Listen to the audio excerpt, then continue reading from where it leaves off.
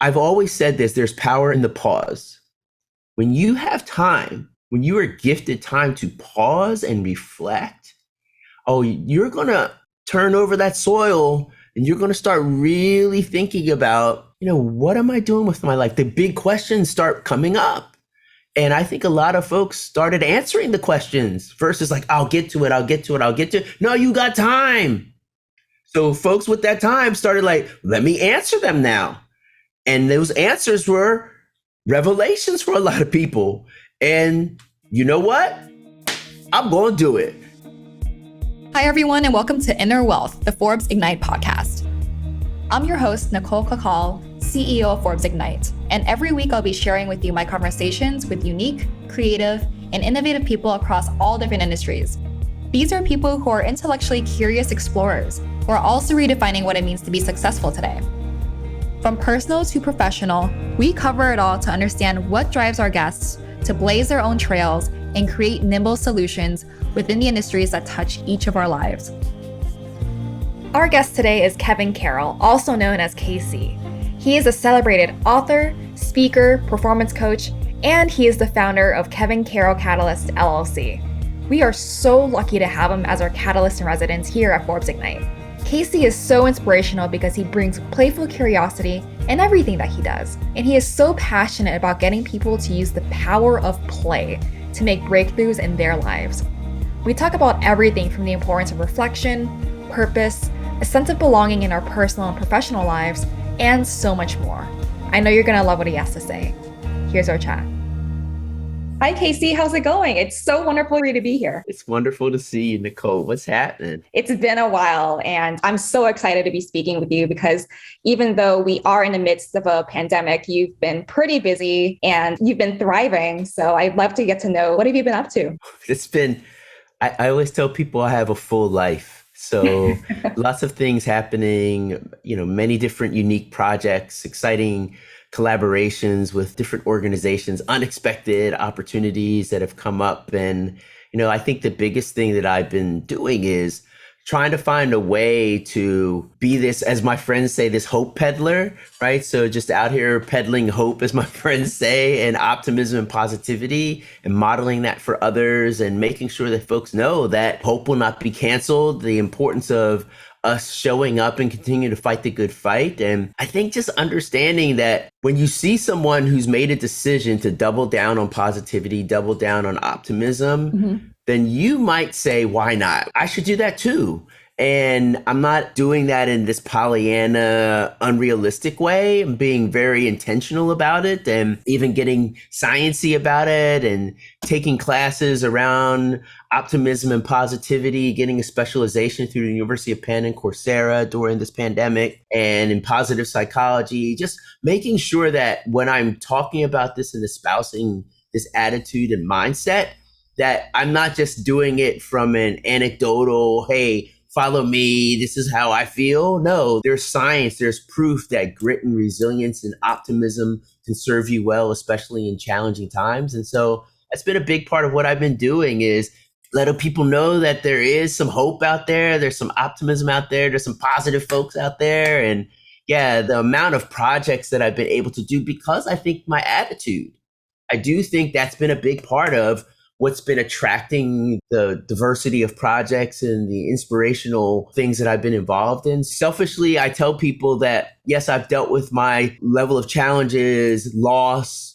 losing family members during this last 2 years. And I've had to navigate those things and watching people struggle in my family, but I've also been consistent in the way I've shown up for everyone and just being that same light, right? And trying to be light for folks. And so it's been an interesting time. It's been a inspiring time. And I think even more so, it's been a time that I've been preparing for. I was like, game on, let's go. So I was ready to dance with it. And so when this moment came, I wasn't in any way overwhelmed by it. I leaned into it. And so I think that's what has been really wonderful for me during this time. And I admire that the most about you. We were talking about this a little bit earlier, that we have to learn how to be human again and show up for each other.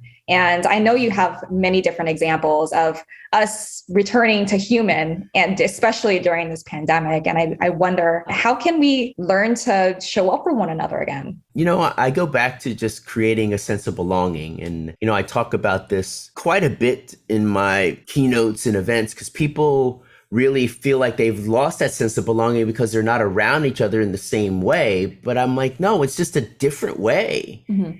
It doesn't stop you from belonging. It doesn't stop you from being a part of a community. That's your choice. Right. And so I made certain I was modeling for my family and I was belonging for my family and I was as present as possible for them first.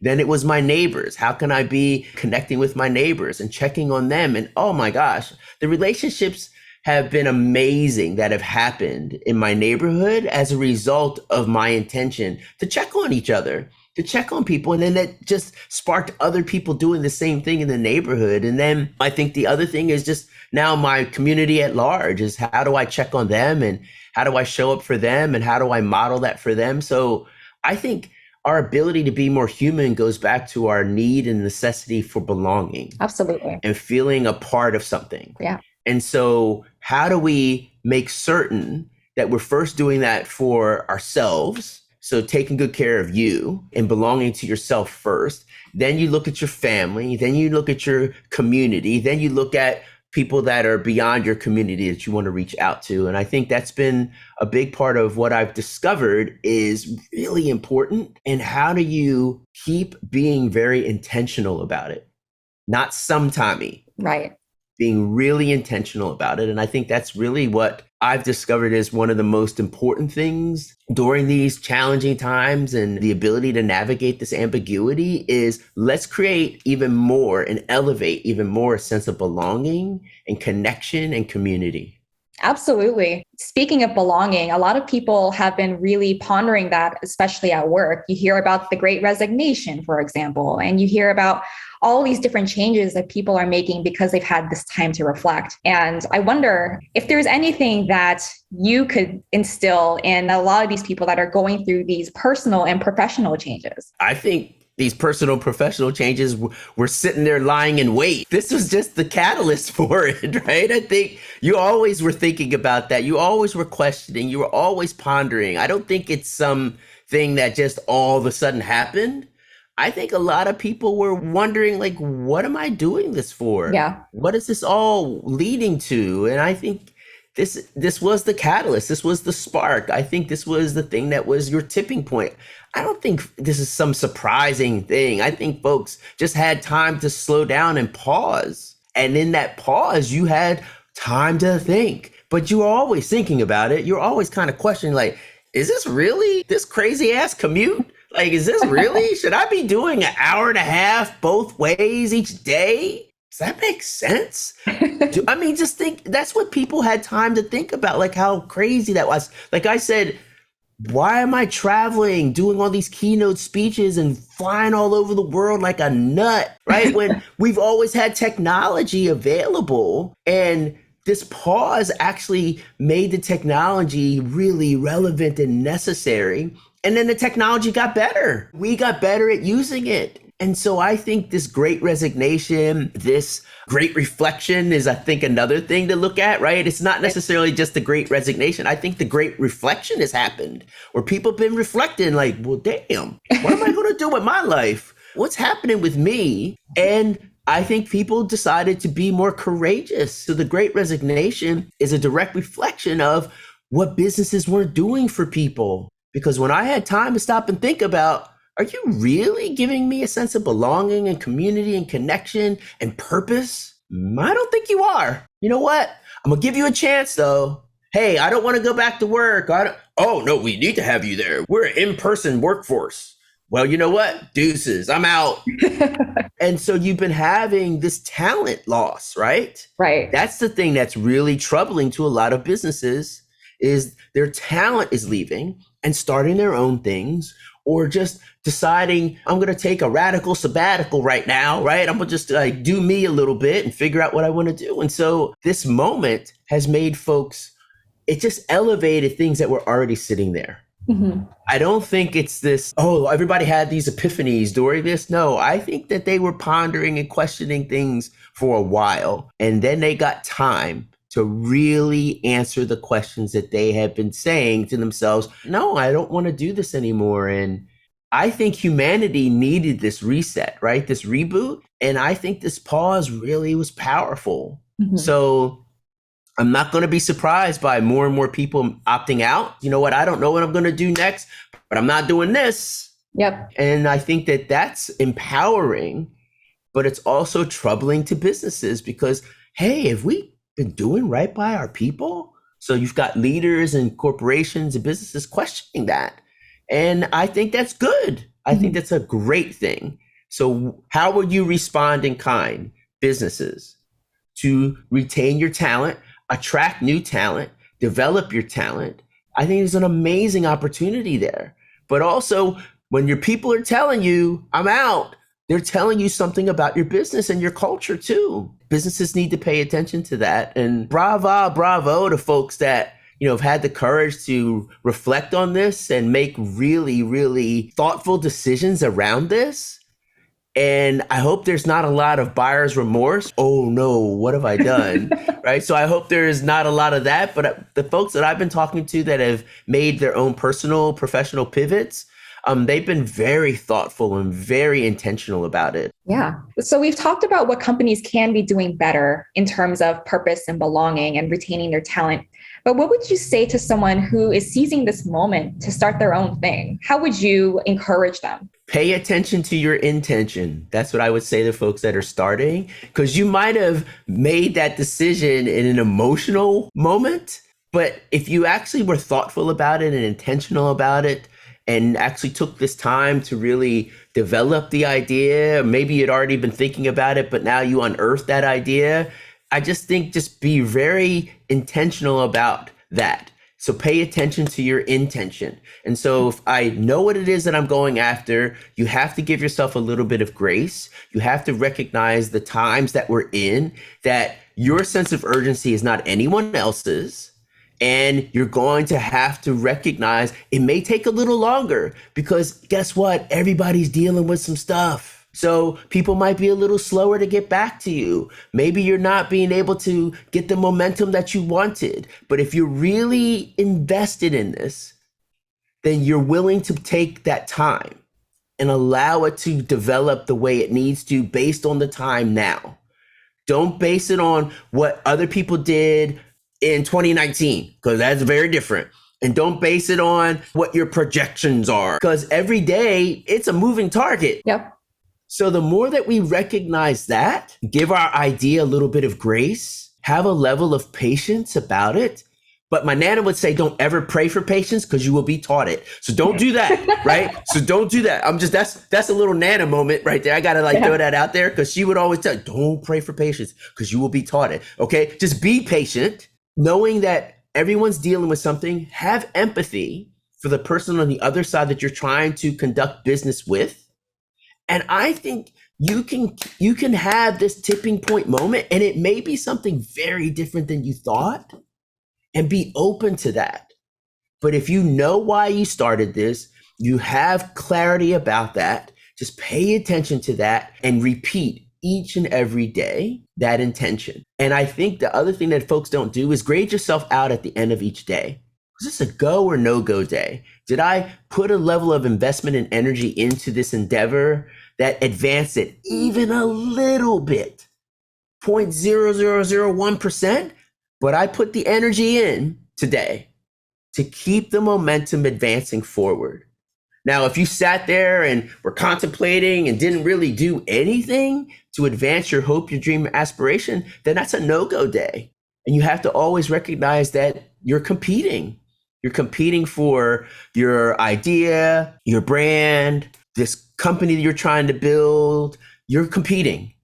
And so you have to recognize that you have to have this competitive mindset about that. And so what's your energy level? How are you preparing yourself? How are you there to fight the good fight? All those things I think are important for starting off a new endeavor. And I just think that we always go back to that idea of pay attention to your intention. Grade yourself at the end of each day. Did I do something to advance that hope, that dream, or aspiration? It's pretty simple. It's a go or no go. And repeat. Yeah, exactly. You mentioned that this is actually the catalyst to the moment where people are doing all the things that they wish they could have done before. And I just have to throw this out there because the word catalyst is so special to both you and I. I wonder, how did you get the title Catalyst when you were at Nike? That's a funny story. So there was actually a lunar eclipse. So this is one of these little known stories. I kept trying to come up with my title because they were allowing me to name myself at Nike. And it's so funny. Where is that? I actually have some of my old business cards. I found them the other day. So I actually had these bootleg business cards that I made. And so that's Bill Bowerman's image there. And I had these different images of him. But dreamer, believer, teacher, innovator. So these were not sanctioned cards. Like I made them in the print shop and I would give them out. But I came up with the idea of a catalyst during a lunar eclipse because I wanted to have this mystical story behind it. But I had all these other ideas before that, like positive deviant, instigator, these other things. And I said, oh, maybe it's going to come during the lunar eclipse. So I literally had like notebooks and everything set up. And I got up the night of the lunar eclipse, right? And I'm sitting there for divine afflatus, this beam of light to hit this paper. And I got nothing, right? Like nothing came to me. And I was so flustered.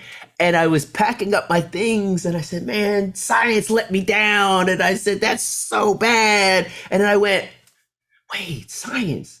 What was that science thing that brought stuff together, right? That was like a spark. I went, oh, wait, that was a catalyst. So then I grab my books and I start looking through and I look at the word catalyst and it says an excitatory agent that speeds up or changes a process, right? The spark. And I'm like, oh, that's it.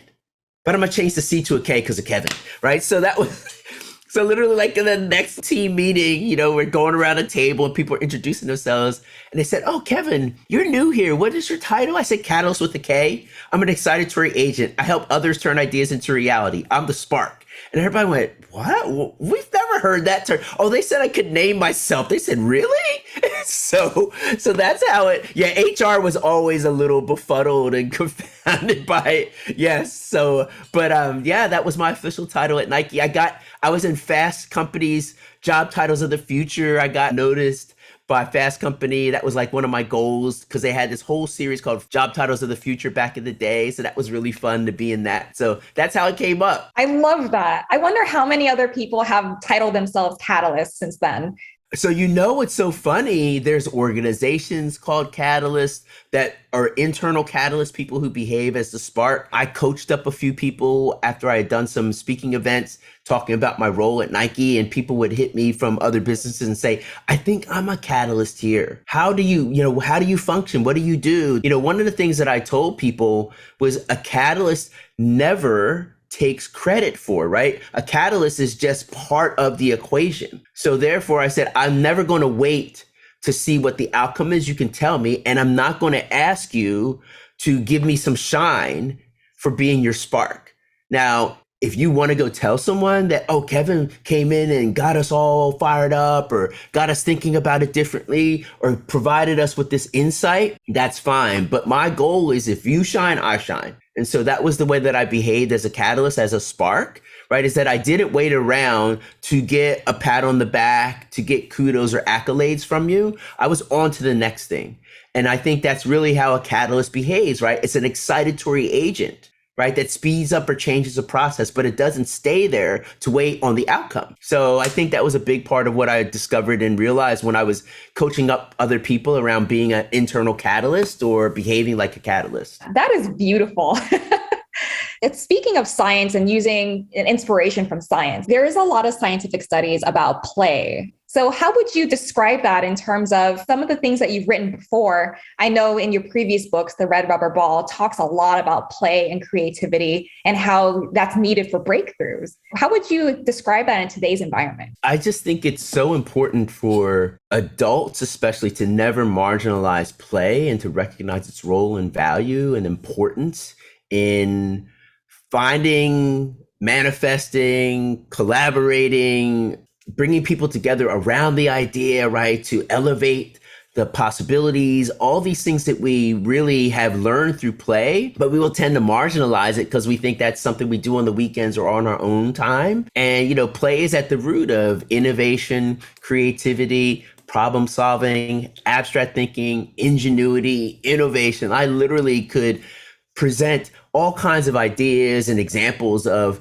things like that. There's so many books that have been written about the power of play as it relates to innovation. Stephen Johnson wrote this amazing book called Wonderland, and he cites breakthrough innovation in the 20th century. And he does research on these different projects and points out that when these teams were actually not in their office, their cube, or their lab, and they were out playing, they actually were more free and their minds opened up even more and they came up with their aha moments. And so he's got this wonderful quote in the book: "You'll find the future wherever people are having the most fun."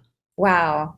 And so I love that idea of, play is serious business and find time for fun, not marginalizing it. So what we've been discovering more and more in the science, right, is that play teaches you collaboration, teamwork, communication, problem solving, all these things that are important, negotiation, right? The willingness to let go of something, right? To allow someone else to enjoy that moment. You learn how to be selfless. You learn how to be generous. You learn how to be a team member through play. And we can harken back to our childhoods. And I always love bringing up this question: what was your favorite game, toy, or activity as a child? And everyone has that story. Don't tell me you don't, because we all have a play history. Play has helped to shape you. You might not realize it, but a lot of the things that tickle your brain, that get you excited, that maybe you're actually doing, got sparked when you were a kid in play.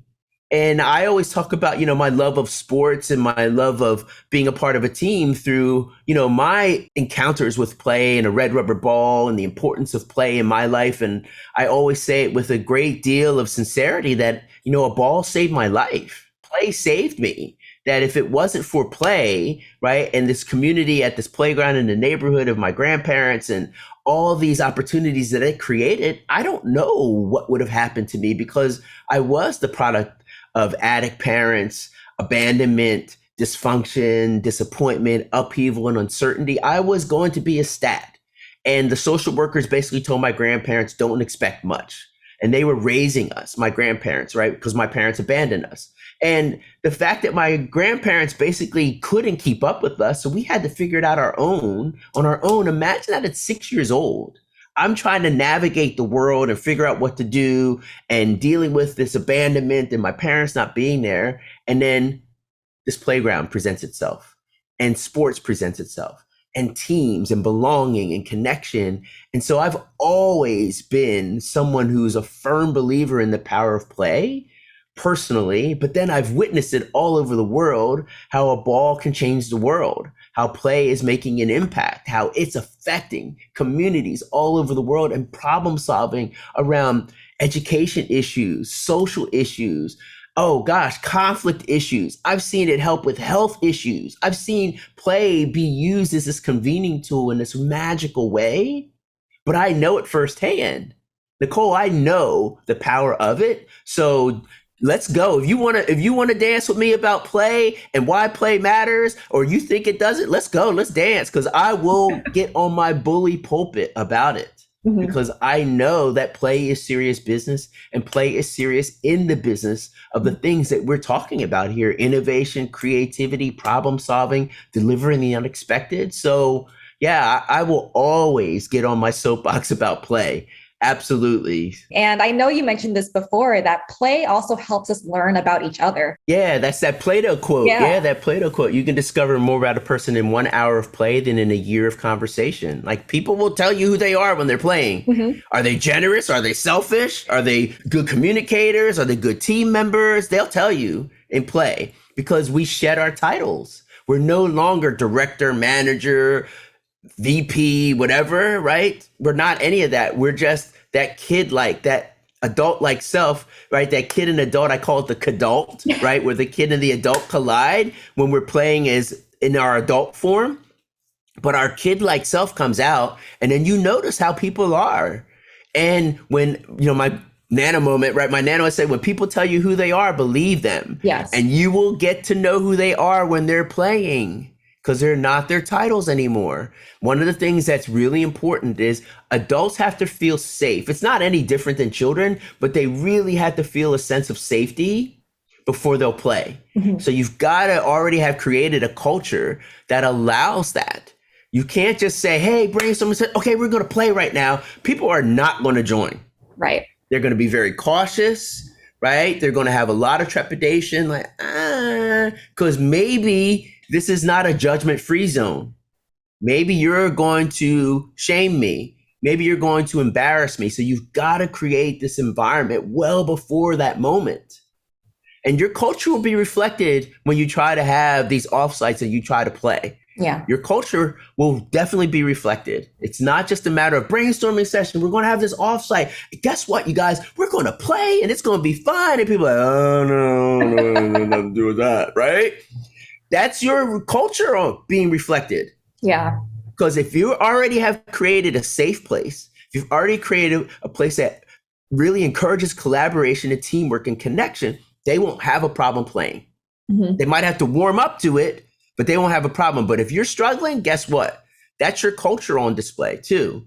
So I think you can discover more about a person in 1 hour of play than in a year of conversation. Plato put it so succinctly, but it's really profound. Yeah, absolutely. So I always ask this to every single one of my guests, and I am very excited to hear your response. How would you define success? I don't, it's so funny. I actually am not a success thinker. I'm a significance thinker. Okay. So I want to go beyond success to significance. So I think success is attainable in whatever your endeavor might be, but significance, that means that you've stayed the course, you've really embedded and immersed yourself in it. You're this undeniable truth of the impact you've had, and it is clear and it is evident. And I think that's what I'm looking for. I want to go beyond success to significance, and that's a longer play. Yeah. I can have moments of success. I don't think that's hard to do. And that can be based off of what I determined would be success. But significance takes time. And significance is not you flexing. That's someone basically being your hype squad, someone basically talking about you when you're not in the room, someone who is putting out there in the world the impact you've had on them. That's what I'm chasing. That's what I'm going after. So I want folk giving me flowers before, I'm past, right? And putting it out there and sharing with me and hitting me back. And that's really what I'm measuring and seeking and chasing. I love that. And I couldn't agree with you more. That's so well said. And so what would you say to those who are listening? How do you achieve your significance and allow other people to shine? I think you have to be in this place of abundance versus scarcity to help other people shine and to go after theirs and to get yours. I just think that you have to have this level of confidence and abundance. And scarcity, my idea, right? Versus here, I got plenty more where that came from. Actively working on developing your creative confidence, making sure you're taking great care of your creative energy and your ability to show up every single day with the same intention. I mentioned it earlier in our conversation. Pay attention to your intention. You got to know what's getting you out of bed and why. What inspires you to get out of bed this morning, right? And then, hey, I get another day, then I'm going to do it again. But you're only promised today, the present. Right? My grandfather would say, be where your feet are, be as present as possible, and ring the day out till there's nothing left of it. Grade yourself at the end of the day. Did I do something to advance that hope, that dream, and aspiration? And call it good. And hopefully I get another day, right? Because it's not promised. If I see the next day, am I going after that thing again? Right? And I think that's the key. And then being in this place of abundance versus scarcity. So many people squeeze the life out of an idea. They choke it. And you got to release it and you got to get out of the way. Yeah. And the only way that you're willing to get out of the way is you got to be in this place of abundance. Because if you're in this place of scarcity and, well, we just signed this NDA before we have the discussion. And when people do that to me, I'm like, dude, I'm so not into what you're going to talk about now. So you're telling me you think I don't have enough going on in my life that I might steal your idea. I don't give a damn about your idea. I'm here to have a conversation with you. Hey, where I got my own stuff, right? So these are little tells to me about where people are. And yeah, I'll sign your NDA and then I'm going to tell you about yourself. I'm going to say, yo, that's not a way to start a relationship. It's just not. That's telling me you think this is so special and so important. And I don't want anyone to, well, then that's telling me you only have one idea. And if you have that idea, Nicole, you know this. If you're thinking about it, if you and I are sitting on here hatching a plan, an idea, guess how many other people are doing the same thing? Right. It is not the sole property of you. It's not just happening in a vacuum. I guarantee you it's happened so many times, right? I'm having this robust, amazing conversation with someone. This is amazing, man, dude, this could be really fire. And maybe like a week later, I see something written about somebody else thinking about it, or I hear it in another conversation. I'm like, wow. So it's more of a matter of who's advancing it, who's really about it, paying attention to your intention, abundance versus scarcity. If you're really going into this endeavor, you're really starting something, right? How do you get in this place where you are in the attitude of if you shine, I shine? That's abundance. It is not scarcity. Have the confidence, be well practiced, have this quiet confidence, right? That I'm going to show up and I'm going to do me and I'm going to do it to the best that I can each day. And then I'm going to get out the way because what is it? Life happens while we making plans, right? So, Right. hence a pandemic, right? Yeah. Folks had all these plans, didn't they? Oh, it's only going to be 2 weeks, 2 years later.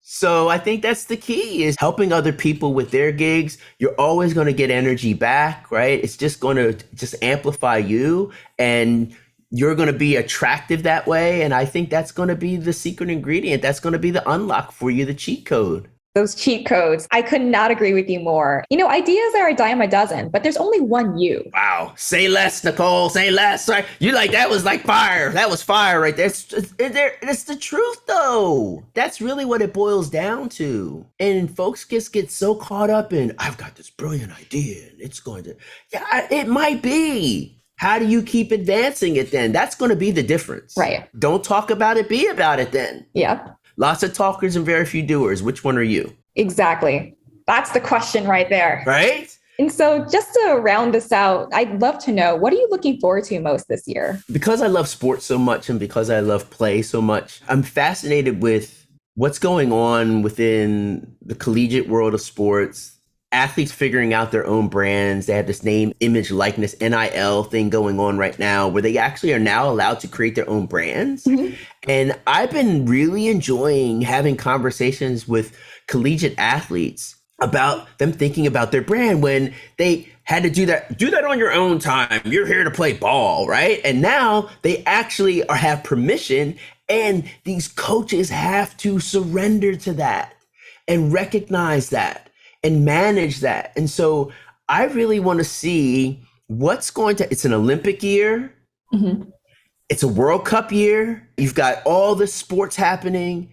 This is my world, right? So I love to see how will athletes use this moment, these platforms that they have to actually express the social impact that they want to have, right? How are they going to show you how they're going to be the change? How are they going to show you they're going to be the next generation of leaders, makers, doers, and dreamers? Because I think they've got something over a lot of their peers is they know how to collaborate because they've been on teams. They know how to sacrifice because they've been on teams. They know how to take direction. They've been on teams. They know what discipline is. They know how to prepare for something. So they have, a little bit more than a lot of their peers because of the endeavors that they've been doing since they were kids. So I'm really keenly watching athletes right now in all sports. So athletes are starting to flex, but it's not just about their fits. They're flexing about the impact they want to have, the things they care about, and they feel like they finally have permission. So that's got me really excited about this year and the possibility and potential of what that could bring.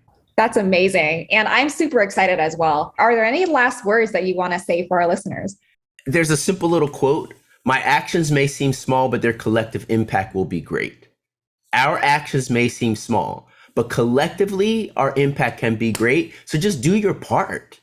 and repeat and repeat and repeat. Keep showing up and keep going. And I think that's the thing I always encourage folks, because I'm going to do mine for sure. Nicole, I know you're going to do yours. So let's get everybody else rallied around that intention, and let's keep attacking each day with a growth mindset, right? And staying in beta, right? I like to say always in beta, right? I'm always updating. I'm always improving as a human being, and I'm going to do my part. So I encourage everybody to do their part.